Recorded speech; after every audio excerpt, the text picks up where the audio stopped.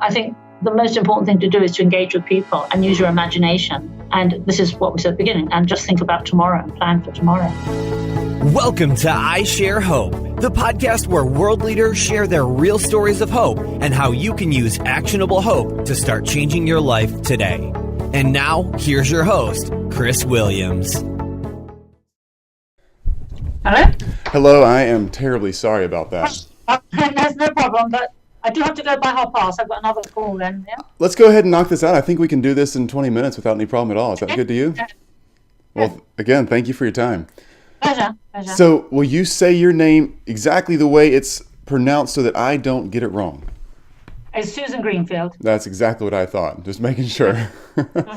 All right. Well, Susan Greenfield, thank you for giving us hope today. You're sharing with an audience that's in over 40 countries, and we're getting downloaded in places I never dreamed of, and the interviews are being transcribed and read all around the world. So thank you for your time. Tell us. Well, it's a very good project, a very important project. I appreciate your willingness to do this, because I think it is too. So tell us about you. I want you to kind of give us a background, just real briefly. What are you doing in the world right now? Because you have so much going on. Well, really, it's a common theme that perhaps has different ways of expressing itself. But basically, I'm a scientist, and I'm interested in the human brain and what makes one individual different from another. And so I suppose the different aspects of that would be writing books, giving talks, but above all, doing research into Alzheimer's disease. That's my main area. And is it true that you have over 30 doctorates?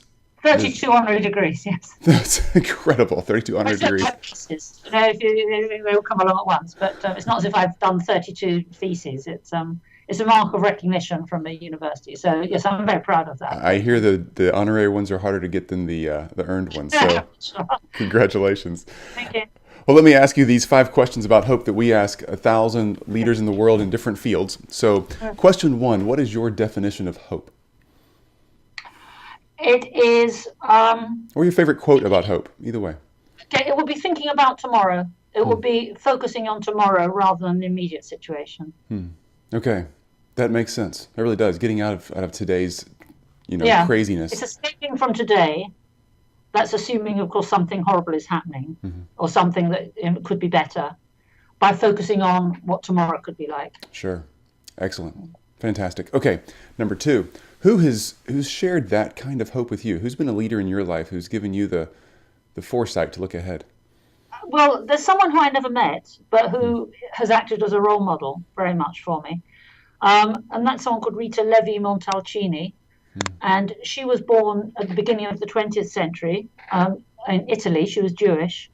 And that was not a good time to be Jewish in a fascist country. And so what happened was, under Mussolini, she was a doctor, but she was forbidden because she was Jewish from practicing medicine. So what she did, she set up a laboratory in her own house. And the basis of the work she did there eventually won her the Nobel Prize. So, really? I would love to read more. It's an amazing one. And she lived to be 103. She was in the upper house of the Italian government. She looked really beautiful. She was really elegant with hair up and so on. So she, for me, is someone, and she had this lovely quote. She says, above all, do not fear difficult moments, for the best comes from them. Wow. So I think she is a huge role model. On a more sort of modest scale, people I've actually met, I think someone to find a mentor or someone who believes in you more than you believe in yourself. And I've had several mentors. One was one of my teachers at school who taught Greek, ancient Greek. And she was very inspirational. And that's why I initially did classics, Latin and Greek at school. Another, when I went to Oxford, was my tutor, who said it'd be a laugh if I was a scientist, because I wasn't a scientist.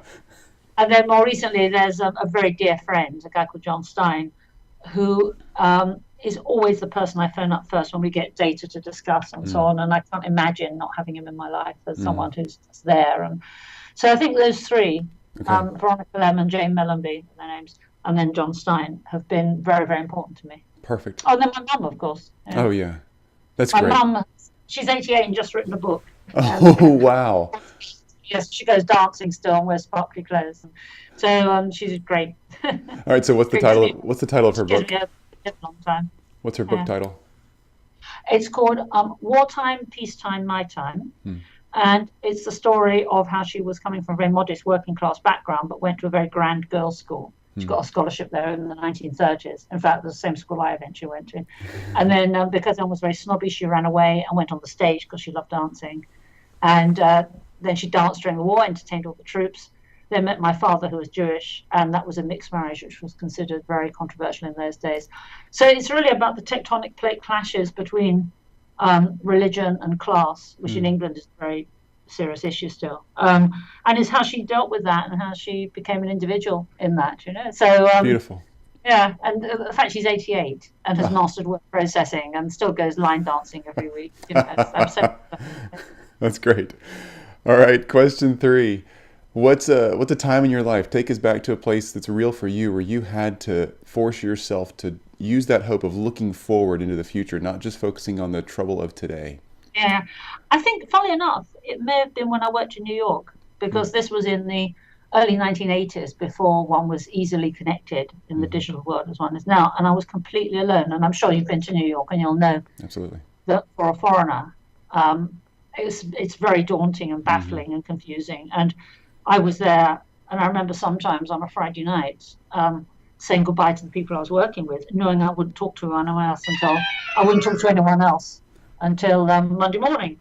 So it was a very lonely time. And I say, in those days, there was no emails and no Skypes and no texting. And phone calls were very, very expensive. You only kept them for emergencies. So it was a very lonely time. And I think the only thing that kept me going was that the work. It was important I was there for the work, the research. But that was a hard thing to live through for several months. Yeah, that is. Loneliness is, and not knowing how to connect. I'm quite gregarious, and I'm used to lots of friends. I suddenly felt very, adrift. Yeah. It's crazy how lonely you can feel in a city like New York, Yeah. Okay. And then how are you sharing hope today? So question 4 is, what are you doing right now? Obviously your research and all of the things you're doing, particularly for Alzheimer's patients, but on a daily basis, most of us aren't superhumans, and our IQ is not through the roof like yours is. How do you share hope to people around you on a daily basis? Well, for example, I have a very close and dear neighbor whose husband's just died. And, one of the things I was just take her out for dinner. He died on the Friday, and I took her out for dinner on the Sunday, and, because her family had been there immediately, and then they left. So it's just seeing the gaps for little things like that, where when people are particularly vulnerable, you just come in and do something quite simple. It's not some grand gestures, and you can't change their lives. You certainly can't make the grief go away, but you can let them know you're there, and that there is a tomorrow. That you can say, well, this is a whole new phase of your life, and so in that sense, I'd like to think with my friends, my close friends, one does that. I think just being there, texting them or phoning or going out for dinner is perhaps the best you can do. That's wonderful. All right, now get in a little deeper with your superhuman work that you're doing with all your research and your brain power. What are you doing? Explain how you're bringing hope to people, because I've had one person in my family who had Alzheimer's, and it was really hard. It's probably, of all the things out there you can get, it's the one thing I think about the most, that I don't want to get that. No, it's because whereas other diseases such as cancer or heart disease are unpleasant, life-threatening, distressing conditions, you're still the person that you ever were. So you can still recognize your partner, you can still recognize your grandchildren, however much you may be suffering, you're still you still have your memories at least. Whereas that's taken away from you with Alzheimer's. And that's why it's so cruel, because the carer will often feel the stages of bereavement that normally you'd see when someone's died, but the person, of course, is still breathing. And society doesn't realize that. Often people don't realize that they're going through a severe sense of loss. That they would have had if the person had been in a road traffic accident or something, but they're there, but they're not there. And that's why, it erodes the very thing we prize most, which is our minds, which is what makes you the unique person you are. So I think there's two ways in which my work, I hope, brings hope. And I do say this because I'm a patron of a particular Alzheimer charity and so on. You say, look, we're not giving up. We're trying, because it's a disease. It's not a natural consequence of aging. It is a disease of older people, and that's not the same thing. And if it's a disease, there must be a cause. And if there's a cause, we need to find out what that cause is, because once we know what the cause is, given the ingenuity of the biomedical industry, we can intercept it. So that's what I say, is the hope is that, it is a disease. It is not a natural thing. It doesn't normally happen. Yeah. So we need to find out what it is. Now, of course, that's the tall order. That's what we're trying to do. And obviously, I'm biased about our own research, but I think we're onto a promising lead, but it's still a long way off. If anyone's interested in our particular approach, it's neurobio.com, neuro-bio. Look at our website. Just Google neurobio. And we'll post that on our social media and our website as well, because I think people would be very interested. And the other hope that I feel more generally, what I think and talk about, I hope, is that the impact of technology, which many people are concerned about, saying, look, can't we harness this? Because we've got the best ever chance of living to be 100. We're living in a world that's never been materially as comfortable, at least in our privileged societies. Obviously, in Syria, people won't say the same thing. But so we should be making the most of this. We should be talking about, if you're going to live, what are you going to do with the second 50 years of your life? And I try and do that with people saying, look, you must start thinking and planning and deciding what you want, because then the technology will deliver that, but it won't deliver it if you don't specify what you want. So I try and give people hope in the sense of empowerment, rather than just feeling that they are just on a roller coaster with computers and they can't do anything about it. Mm-hmm. Wow. I love that. So question 5 then is, how can a regular person like me start sharing hope or growing in hope myself today? So we hang up the phone call here, and what do I do next? Okay, well, obviously engaging with others, whether it's through your channels here or whether it's face-to-face. But the most exciting thing to say to people is imagine a world where we could do this or that. And if you think of Martin Luther King's great speech, it was, I have a dream. Yeah. And as someone said, the difference between a leader and a manager is a manager will tell you what to do and do the right things, but a good leader, a true leader, will say, look, if only we could do this or that. Imagine. And I think saying to people, imagine, is the way, because then you are imagining tomorrow, You are imagining something that's different from where you are currently, assuming that where you are currently could be improved upon. Yeah? So I think the most important thing to do is to engage with people and use your imagination. And this is what we said at the beginning, and just think about tomorrow and plan for tomorrow.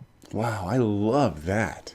It takes a lot of guts to imagine like that too, because you don't want to get, as adults, we've been disappointed a few times and we're scared to do that. I think also one of the biggest things that hold people back and that we owe our children to give them is a sense of confidence and strength where, everyone's going to have problems. We're all going to have medical, financial, professional, and personal problems in our lives.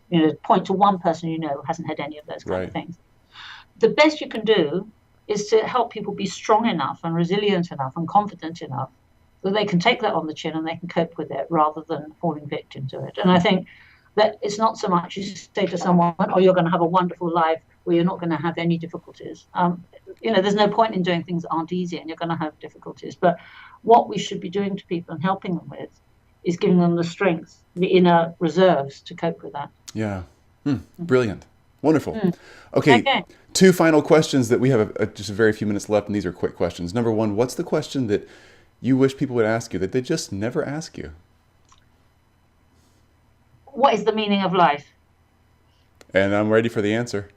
Well, it's not 42. As in That's the first thing that came to my mind. Yeah. And what's the other question? The other question is, what would you ask the next person I interview for I Share Hope? Forget about what they do or where they come from, but what would you ask them? Okay. That's a difficult one because it is. Yeah. So you want something that others can identify with. Okay, I would ask them to name the time in their lives or to describe the time in their life when hope saved them, when having hope, when against all the odds, actually having a hope made it better, actually got them out of a horrible situation. Because one can imagine scenarios where people are in real despair and then something happened or they suddenly thought something that alleviated that despair. Yes, I'd ask them that. When in their lives was having hope the most helpful to them? I will. The next guest we have is an Olympian, and I'll ask them the question. Wonderful. Thank you. Okay, Chris. And keep up the good work. You're fantastic. Thank you. This is, again, we have Susan Greenfield on here. I think I could say doctor 32 or 33 times and then put Susan Greenfield after it, and I'd be more accurate. So thanks for your time. So every day of the month, yeah. So, okay. Doctor, thank you very much. Thank you very much. Bye-bye. Bye-bye. Bye-bye. You've just listened to I Share Hope. If you're ready to make a change, head to our website at isharehope.com and claim your free copy of the Top 10 Actions of Hope from World Leaders to use hope in your own life. Thanks for listening, and we'll talk to you next time.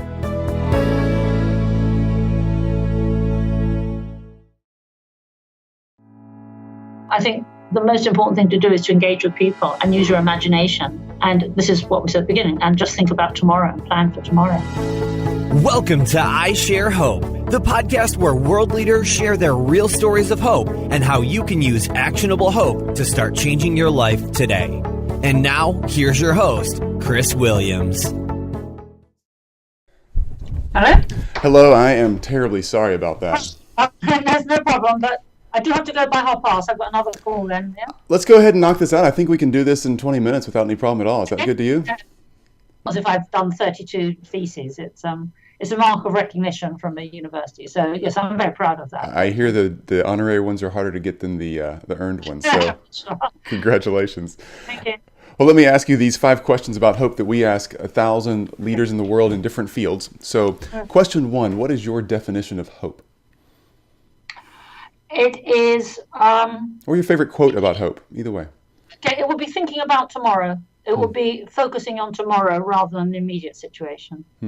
Okay, that makes sense. It really does. Getting out of today's, craziness. Background, just real briefly, what are you doing in the world right now? Because you have so much going on. Well, really, it's a common theme that perhaps has different ways of expressing itself. But basically, I'm a scientist, and I'm interested in the human brain and what makes one individual different from another. And so I suppose the different aspects of that would be writing books, giving talks, but above all, doing research into Alzheimer's disease. That's my main area. And is it true that you have over 30 doctorates? 32 honorary degrees, yes. That's incredible, 32 honorary degrees. They all come along at once, but it's not... Well, again, thank you for your time. Pleasure. So, will you say your name exactly the way it's pronounced so that I don't get it wrong? It's Susan Greenfield. That's exactly what I thought. Just making sure. All right. Well, Susan Greenfield, thank you for giving us hope today. You're sharing with an audience that's in over 40 countries, and we're getting downloaded in places I never dreamed of, and the interviews are being transcribed and read all around the world. So thank you for your time. Tell us... Well, it's a very good project, a very important project. I appreciate your willingness to do this, because I think it is too. So tell us about you. I want you to kind of give us a... It's escaping from today. That's assuming, of course, something horrible is happening or something that could be better by focusing on what tomorrow could be like. Sure. Excellent. Fantastic. Okay. Number 2, who's shared that kind of hope with you? Who's been a leader in your life who's given you the foresight to look ahead? Well, there's someone who I never met, but who has acted as a role model very much for me. And that's someone called Rita Levi-Montalcini. And she was born at the beginning of the 20th century in Italy. She was Jewish. And that was not a good time